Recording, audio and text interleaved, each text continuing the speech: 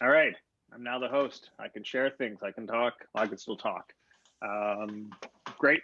So if anybody has questions while we're going through this, I'd say ask you to save them for the end. But Kate, if you have questions during this, please speak up. So today we're going to review virtual connected solutions.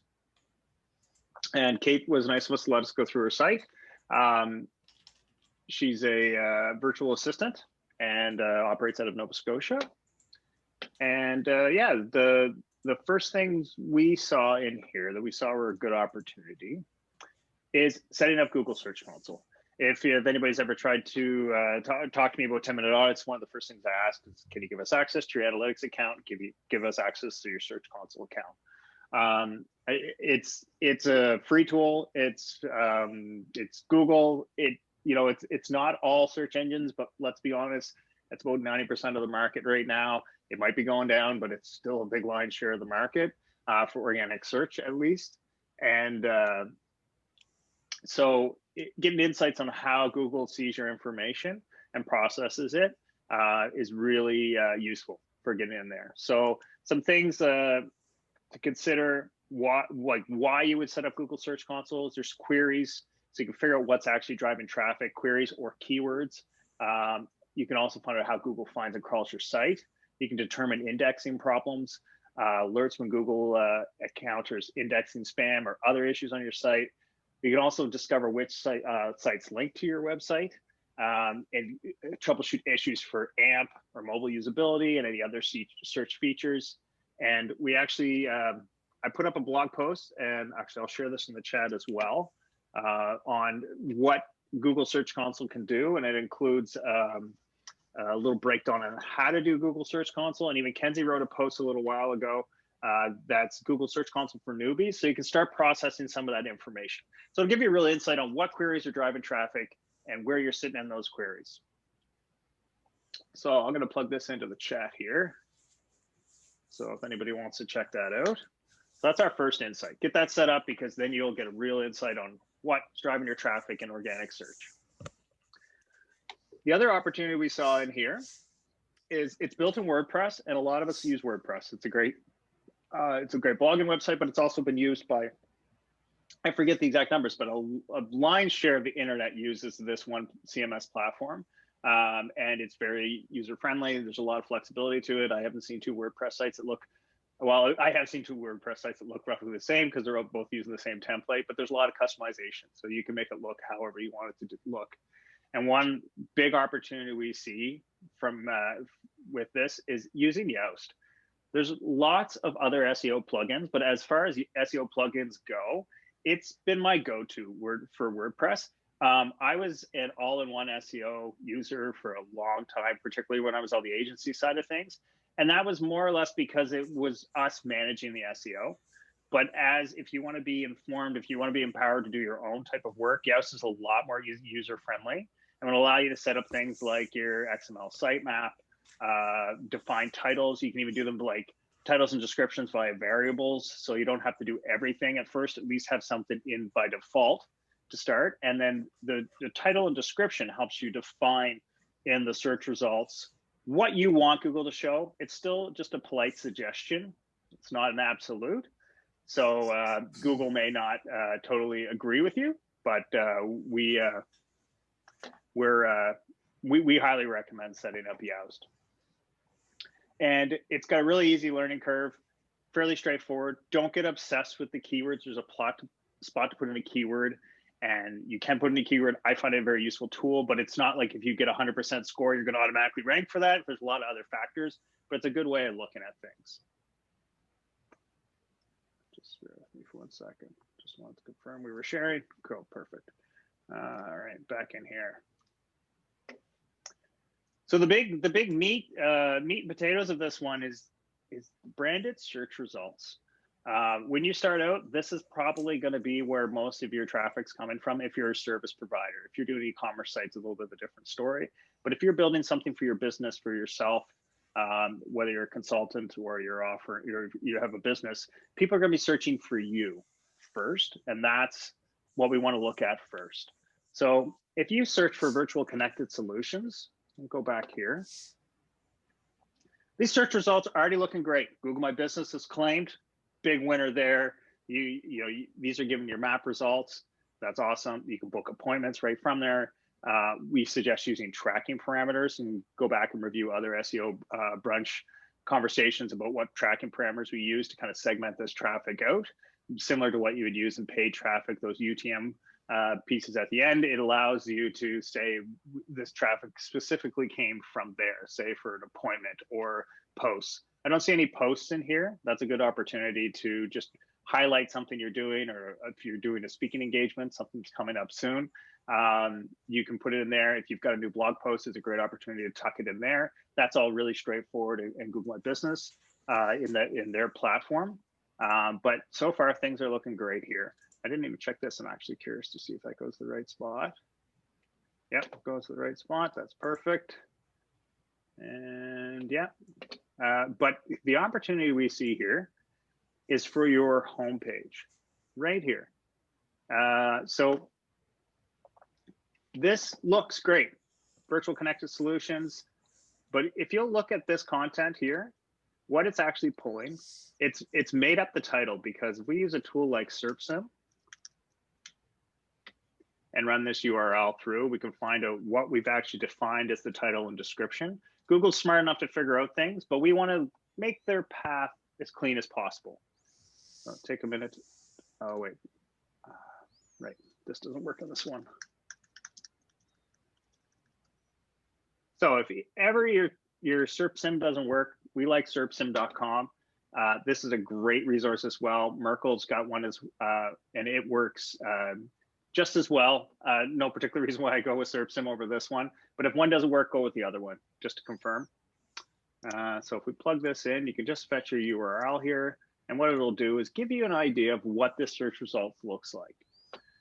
This is what a mobile result would look like. I'm going to switch this over to desktop, and you'll see you have nothing defined as your title right now, but Google was smart enough to determine that the name of your business is Virtual Connected Solutions.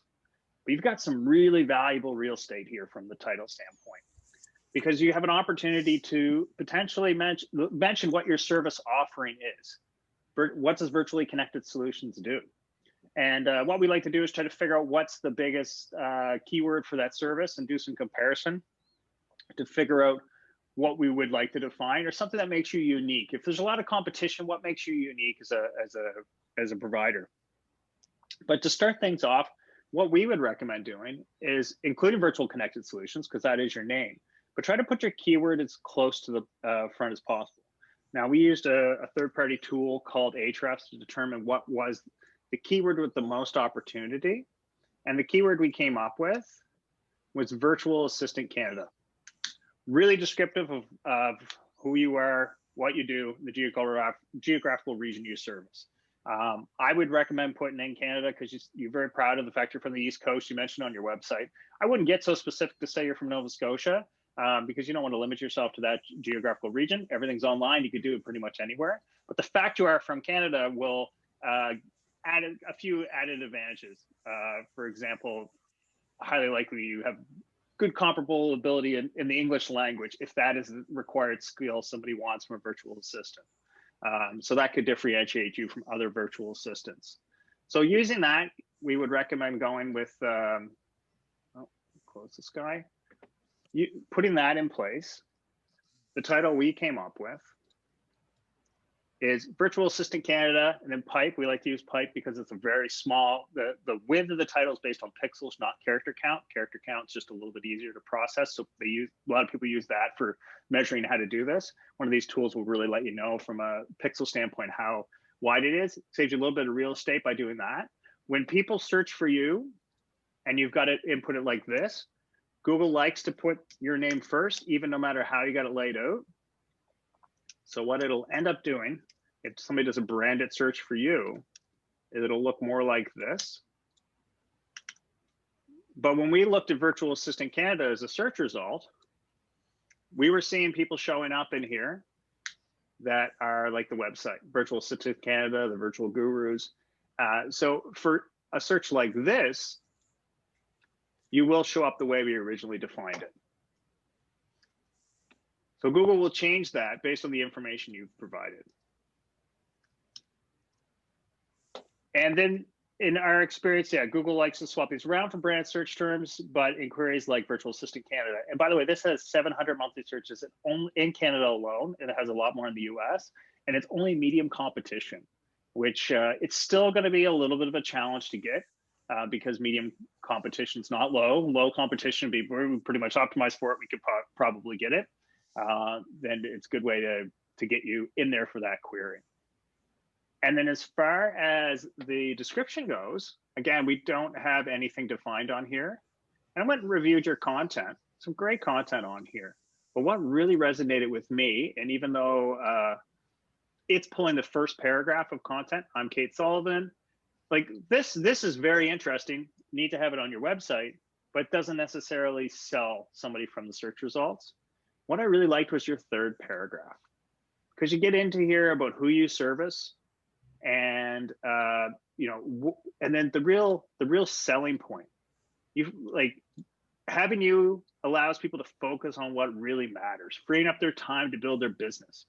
Like your description, that's your sales copy. Google's not looking for keywords in there. It will highlight the keyword if you're searching that, but they're not looking for that to influence the algorithm. What they'll do is they'll bold it if they see a keyword in there, and and that'll draw the eye, which will lead to a little bit of higher click-through rate. But you want to sell somebody on your services from the search results.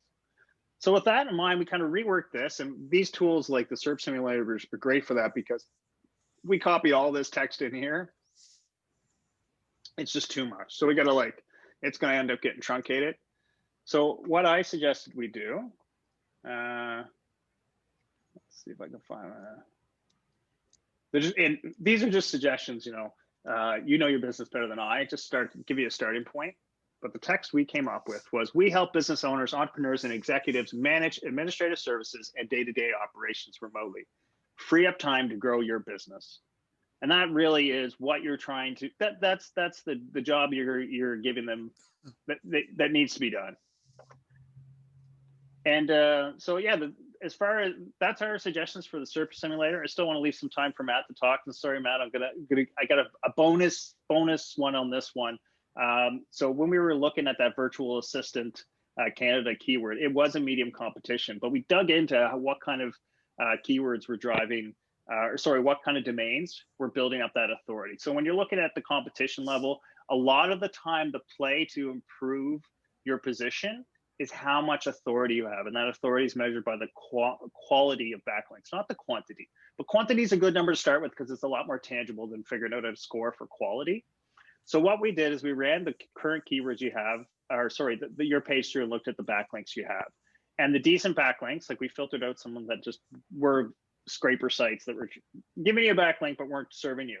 But you've got links from the Halifax Chamber, Chamber Masters, Digital Nova Scotia, Canada AVA, TNT Code, and mailstat.us, and they all seem to be decent authority websites. So you've got six decent quality backlinks. And according to our analysis, you're only 22 away from being able to compete on the first page. This isn't an absolute, it's just a kind of a broad direction. So in our experience, an easy way, especially when you're starting out, to get up to this 20, 25 mark is to do citation blasts using a tool like BrightLocal. It is going to cost, but it'll be a one-time fee. There's some tools like Yext where, from a local standpoint, you pay, they do the changes immediately. And what you're doing is you're building listings and citations. And what that'll do is mean that people can actually come to your website, excuse me, if however they're searching for you and whatever platform, they're going to find you and get to your website. So you're updating the information and making it accurate. You're putting your name, address, phone number, whatever information you want to make available. It may not have to be address if you don't want people to know your address, but you're making that information accurate across a handful of citations. So you can do a blast of a low level blast. And I can't remember the exact numbers. I think it'll hit 30 or 40 citations. They all have decent authority. And so that's going to drive some authority to your website once you have links on there. And a tool like BrightLocal is pretty easy to process this. It's about $30 a month. And I would suggest doing a plan to go in for 6 months with them, because when you get in there, the first thing you want to do is set up a citation blast, which is a cost on top of that. But unlike Yext, who changes things, and then when you stop paying for Yext, it disappears. With BrightLocal, you you collect your information, you prove it's accurate, you upload a spreadsheet of that information, then you send it out to all these listings. And it'll take a few months for them to honor these requests. And in our experience, it's been about 6 months, but it will quickly get you up into that 20 backlink range, especially considering you already have 6 that are of decent quality. And so for about an investment of about $300 roughly, when you include the exchange, you can give yourself an initial boost that you won't be able to pay. Well, you can pay for backlinks, but that's that's questionable tactic, and Google catches wind, they'll do this. But this is a legitimate way to pay for backlinks. I air quote it in case anybody ever hears this audio later, because I'm not gonna recommend paying for backlinks. Any questions about this, Kate? No, I'll be grateful to have the video to go along with it. Yeah, but I appreciate your overview and research you've done on it, and I probably will take all your recommendations into hits. I'm not sure about the B local or the right local yet, but I'll start off with the basics that you've offered, and that's a great way to improve my site. I appreciate that. Really good. No problem. Really good feedback. Thank you. Yeah. No worries. And Erica brought up a good point. What kind of operations Kate offers in the description? So if you can get a little bit more descriptive, that'll help answer some questions. And look for the questions people are asking, because if you can clarify those questions a lot easier on your website or in your the search results, it's going to help things out. So thanks, Erica, for that mention in the chat there. That's great. Thank you. No problem. I'm going to pass things over to Matt so he can go over some page strategies. Wonderful. Thanks, Mike. Let's see if I can share my screen. You should be good now. I'm going to turn off my video so people can focus on you. Okay. All right. So I just have three quick points. As Mike was kind of mentioned a few times through his chat there, you're just getting started. So I'm not going to overwhelm you with here's the in-depth strategy of how you can utilize paid to accelerate things. It's best to start off slowly, and whenever I'm working with anybody who's either just getting started or still in the first few months or whatever, it's about getting that foundation in place. So a lot of my recommendations are foundational elements that I think you can utilize. The first is I would recommend installing Google Tag Manager on your site. Even if if you have no experience using Google Tag Manager, it's still good to get the container code put on there. And in the notes that are going to be sent over to you, I've provided a little bit of extra kind of context around that. But basically, because you're using WordPress, there's a plugin for this. And actually, there's multiple plugins. So installing the container code is very easy. And if it is left blank for a period of time until you learn kind of how to use it, and if you're busy doing other things, that's fine. But the benefit of getting Google Tag Manager on there is later on down the road, when you want to install additional pixels or tracking tags or any kind of code snippets that don't have a WordPress plugin, or you don't want to deal with additional WordPress plugins, this is a good way to install those things on your site very quickly and be able to test things before you push it live and all that kind of thing. So it offers you a lot of benefits. And some of the things you're going to want to do later, like advanced Google Analytics tracking. I say advanced, I really just mean tracking button clicks or form fills or scroll depth or anything like that you're going to want to add as you go, just to figure out, kind of separate lower quality traffic from higher quality traffic. All of that you're going to want to do through Google Tag Manager anyway. So getting that installed is a great first step. And so next is I would recommend that you always get in the habit now of always using UTM codes in your URLs. So I don't know how familiar you are with UTMs, but I'll just give context for everyone. But so UTM codes are basically, I hesitate to even call it code snippets. It's just extra characters at the end of a URL that basically passes data into Google Analytics to give you on the kind of viewing end of your Google Analytics more context of where the traffic is coming from. So for everything that you do on social, in your emails, in blog posts, in anything that links back to your website, get in the habit of building UTM codes in there so that when you go later on down the line, whether it's, you know, next week, next month, next year, 10 years down the road, no matter what it is, all of that data gets captured in Google Analytics. And the idea is you want to be able to separate your traffic out into as much detail as possible. So right now, you really can only, I mean, your website, again, is just getting started, so there's not much data there, but you can't really tell like which posts on Facebook are driving the most traffic. It's all coming under Facebook referral. But if you add UTM codes to the end of your posts on Facebook, you can have a better idea of what posts specifically are driving traffic, or what types of posts are like. The potential for this is basically unlimited. And then this will extend into, when you get into paid later down the line, that extends into paid as well. So you can then separate your organic efforts from your paid efforts. I would say this is especially important with email, because what I find is when you send out e-blasts or any kind of mass mailers to customers or prospects, Google often reads those clicks as direct traffic, which gives you no insight as to where those people come from. And so you'll be looking at a big bunch of your traffic being direct, and you're like, I have no idea where these folks came from. Did they type in the address? Did they bookmark my page? Did they, like, where exactly? So doing it especially from email is a really good place to start. And again, in those notes, I've included more context on you know, how you can go about doing that. I think there's no hard and fast rules. It's just about develop a schema like for yourself of how you set up those UTM codes, so that later down the line you always use the same ones, and that way your data is always organized in the same way. So just being consistent is way more important than following any rules. Like if you look up online, you know, recommendations for UTMs, you'll get all kinds of different rules. There are no rules. Just do it however you want to do it, because you're going to be the one looking at the data. And the site here that I've got shared on my screen is a tool that I still use. There's lots of different ways to do this, but this is a very, very simple way to set up your UTM codes, and you can do it in 30 seconds. So if you're drafting a Facebook post, you come here, you whip up a quick UTM code and put it in.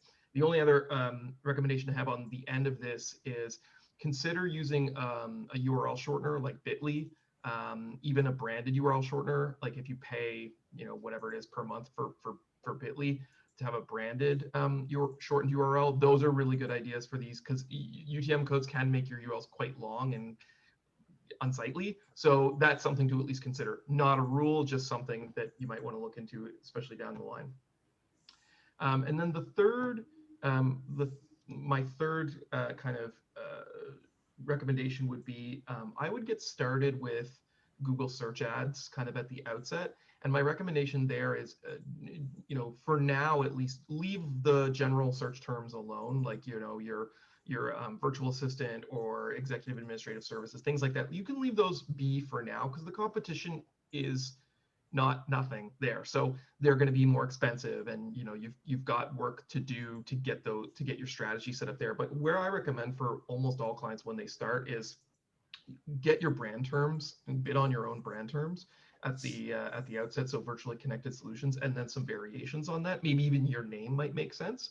And then that way, it's, you know, it's the cost per click for the keywords is much cheaper. You can test out different calls to action. So Mike was showing you different ideas for the description for your organic SERP, but with paid, you can switch that instantly, and you can test multiple different ones. So if you find something that works in your branded search terms for paid, you can implement that tactic into your organic efforts as well. So there's lots of reasons to do it, and it also ensures that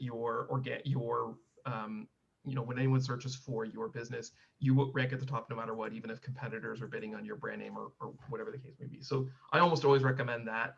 I included even a blog post from WordStream that's from 2013, but it's still relevant. Like this is something that people have been doing for a long time, but it still makes a lot of sense, and it doesn't cannibalize from your organic results at all.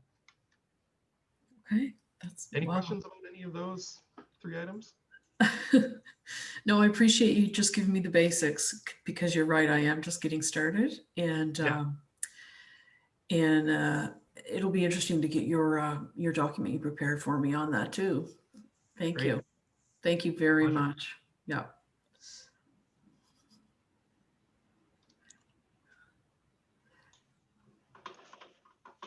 Awesome. Hey, Matt, I had a question here in the chat Yes. from Erica. This might be from a context she might be able to clarify. UTMs, don't we at least want to align our source and medium values with the default ones in Google Analytics? Yeah, that's a good point. Now, I did say that there are no rules, and it's important to be consistent. I think that's a good point. When it comes to the source medium, I think that's probably good advice to stick to what is reported in Google. So, you know, if it's a Facebook post, you should write the source should be Facebook lowercase. The medium, you've got more options there because the medium that's going to pass through, if you put nothing, what shows up in Google Analytics is Facebook refer. So if it's your own organic post, you know, the source should probably be Facebook, but the refer, like the medium, you can set kind of whatever you want. Some people use organic, some people use social, like there's different things. So this really is kind of your own strategy for what you want to do. But as I said, just to repeat, like consistency is way more important in my opinion than almost anything else. Like develop a schema, like, you know, I use like a spreadsheet or something and develop a schema and stick to that like long term. And if you do make a change, make sure you annotate that change somewhere so that you know, looking back, like, oh right, if I want to look at my Facebook posts traffic from, you know, prior to 2020, I have to look for this. But yeah, that's a great point. Thank you, sir. Is that a giant glass of milk? No, it's my Oh, okay. Product placement Yeti coffee container. I saw a chat come through too. Allison makes a great point too. Allison says for UTMs, make sure you're careful of capitalization / camel case, which is 100% right. When you are being consistent in your UTMs, generally I recommend to people just keep everything lowercase. There's a way to force Google Analytics to kind of treat everything with lowercase with filters. I recommend doing that, but it's slightly more advanced. So for people just getting started, and playing with filters can alter things long term. So you want to be really careful whenever you're using filters on Google Analytics. But Allison's point makes total sense. Like just keep everything lowercase, and you won't have any problems, because Google Analytics does treat uppercase and lowercase by default. Treats uppercase and lowercase as two separate URLs, which makes no sense from your perspective. So yeah, keeping everything lowercase is a great idea. Well, awesome. Well, thanks a lot. Yeah. It's funny you mentioned the uppercase and lowercase. I just had posted that question on Facebook page last night. You know, there seems to be different uses of it depending on what platform you're on. And everybody was saying use the camel case for people with reading, potentially reading disabilities or, you know, accessibility. And so, but Google, you're saying, is all lowercase. Again, it's really up to you, because with Google Analytics setting up either camel case or uppercase or lowercase for your UTMs, less of an accessibility issue, because you're really the only one who cares about that. It's not making anything any more readable for anyone else. But you can use camel case for those, or uppercase or lowercase. It's really up to you. Again, to beat a dead horse, consistency is the key there. I recommend all lowercase just because you'll often see, for example, like if you auto tag your ads in Google Ads, for example, which is a feature of Google Ads, those come through as lowercase. So a lot of platforms, if they do attach like UTM data automatically, that comes through, generally speaking, as all lowercase. So if you want to fit with that, and you can't really change it easily, you can, but it's a little bit more advanced. So to kind of match your stuff with any other platforms that you might use, like Google, keeping everything lowercase is probably a good idea. And again, you know, if in the future you're interested, you can set up a filter to force URLs to come through in any way that you want. So you can change data kind of going forward for your own purposes. Awesome. Okay, thanks. Okay. Great. Awesome. So I just dropped your website and LinkedIn in the chat there, Kate. Hope that's all good. Thank you. People can reach out. Appreciate that. Thanks for all the help today. No worries, our pleasure.